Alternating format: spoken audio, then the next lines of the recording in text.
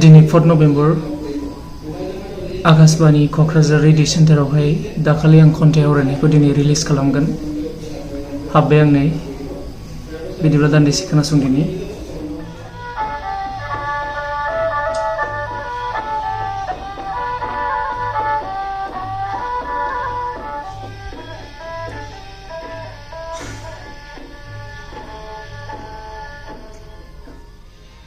एसे सम गुवाहाटी केन्द्रनिफ्राय रिलिज खालामना फोसावनाय बर' आफादखौ खोनानो मोनबाय।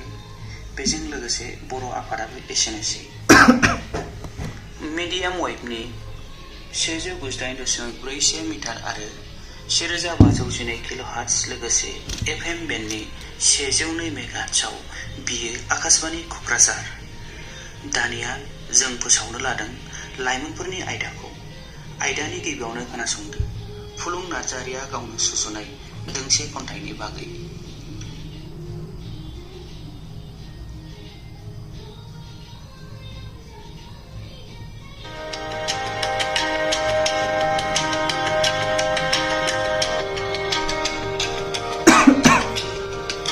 गासैबो खोनासंगिरि नोंथांमोननि सिबिनाय आरो खुलुमनायखौ बावहरनानै दिनैनि लाइमोन आयदाखौ बेखेवनाय जाबाय।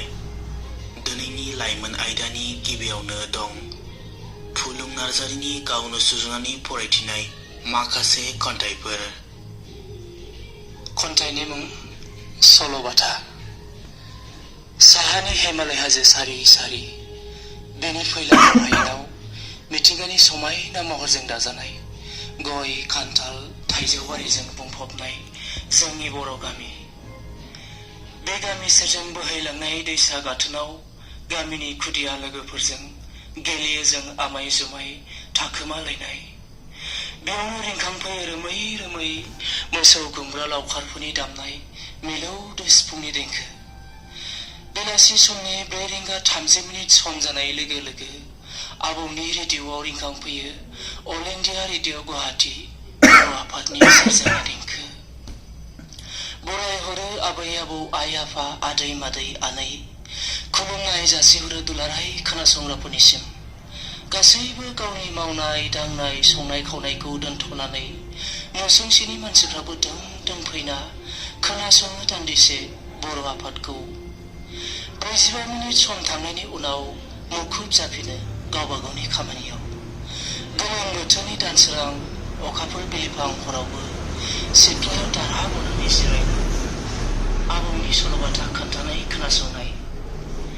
गय जिखुबनि गिसिबजों गेर गेर आबैनि बार सिबनानै होनाय। दं बेयाव उन्दै समनि सानथ्र'हायै जिउनि गोजोननाय। नाथाय बेफोर गासैखौबो दिनैनि मुलुगाव नुनो थांलिया। खोनानो मोनला लावखारफोरनि सुनाय मिलौदो सिफुंनि देंखो।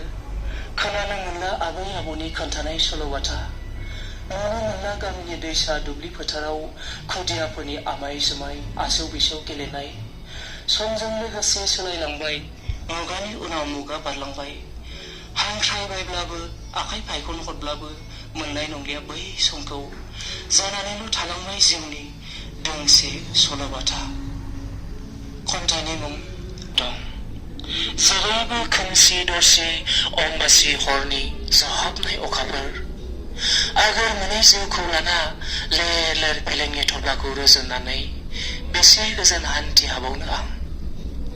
बे दान खोमसि अम्बासिनि हर गेजेराव खोमसिनि साग्लोबसारनायाव आन्दायनांबाय आं।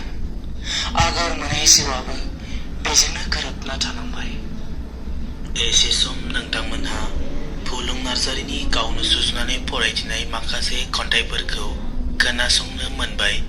बिदिब्ला लाइमोन आयदायावनो खोनासंबावदो अनजालि ब्रह्मनि गोदै गारांजों नैबे लास्ट खन्थाइखौहाय आवरायनाय समाव बिराद दै गांबायमोन आङो।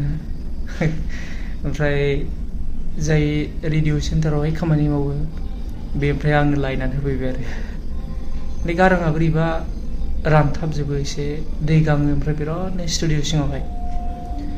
बे लास्ट खन्थाइखौ आवरायनाय समावबो आंबो बिदिनो जादों।